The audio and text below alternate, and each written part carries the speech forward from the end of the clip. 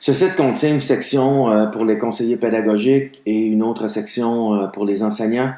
On peut se connecter en tant que visiteur anonyme et en étant inscrit, on peut s'inscrire à des cours afin de répondre à des questions, poser des questions dans les forums de discussion, etc.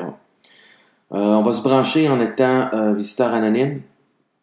On va accéder par la suite à la section pour les accompagnateurs. Donc, vous verrez que la section est divisée en onglets. Donc, sur l'onglet Introduction, on explique dans cette partie pourquoi avoir mis en ligne un dossier d'apprentissage et d'évaluation, quels sont les buts poursuivis par la mise en place de ce site, que ces pistes de travail, ressources et contenus de cours PPO contribueront, espérons-le, à la formation continue des enseignants. Sous l'onglet Les lignes directrices du PPO, nous avons expliqué quelles sont les approches pédagogiques privilégiées dans l'enseignement du PPO, quels sont les processus cognitifs sollicités chez les élèves et comment les TIC d'aujourd'hui peuvent contribuer largement à la mise en place de ces approches pédagogiques et processus cognitifs.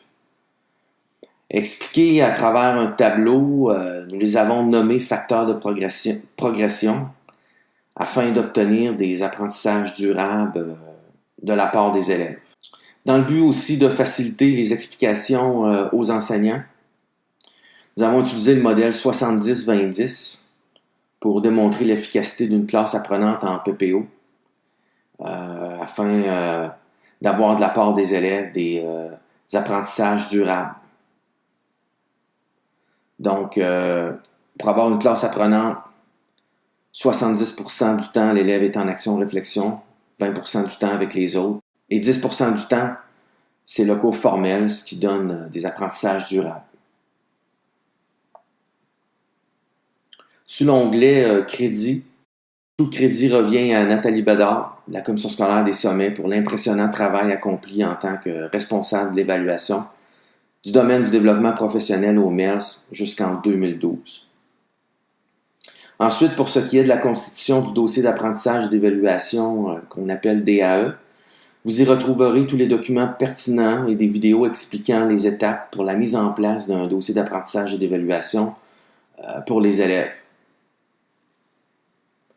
Au dernier point, au point 3, on y retrouve des situations d'apprentissage autres que les démarches exploratoires d'orientation.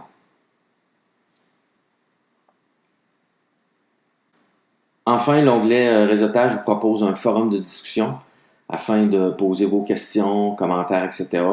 et un système de clavardage.